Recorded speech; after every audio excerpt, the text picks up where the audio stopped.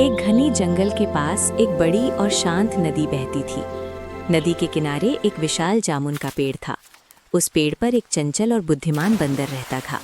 वो हर दिन मीठे मीठे जामुन खाता और खुशी से पेड़ की डालियों पर कूदता फांदता रहता था। एक दिन नदी में रहने वाला एक मगरमच्छ उस पेड़ के पास आया। बंदर ने उसे देखा और दोस्ती के भाव से उसे कुछ जामुन खाने को दिए। मगरमच्छ को जामुन बहुत स्वादिष्ट लगे। धीरे धीरे दोनों के बीच अच्छी दोस्ती हो गई। अब मगरमच्छ रोज उस पेड़ के पास आता और बंदर से बातें करता। बंदर उसे मीठे जामुन खिलाता और दोनों खुशी खुशी समय बिताते। एक दिन मगरमच्छ कुछ जामुन अपने घर ले गया और अपनी पत्नी को खिलाए। उसकी पत्नी को जामुन बहुत पसंद आए।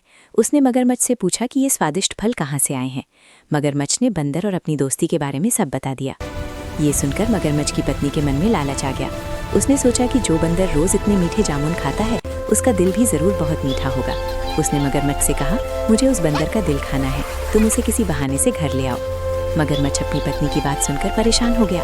वो बंदर का सच्चा दोस्त बन चुका था और उसे नुकसान नहीं पहुंचाना चाहता था, लेकिन पत्नी के बार बार कहने पर वो सोच में पड़ गया।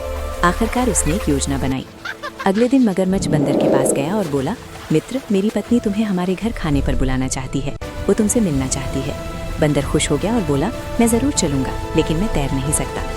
मगरमच्छ ने कहा, तुम मेरी पीठ पर बैठ जाओ, मैं तुम्हें सुरक्षित नदी पार करा दूंगा। बंदर उसकी पीठ पर बैठ गया और दोनों नदी के बीच तक पहुंच गए। जब वे नदी के बीच में पहुंचे तो मगरमच्छ ने सच्चाई बता दी।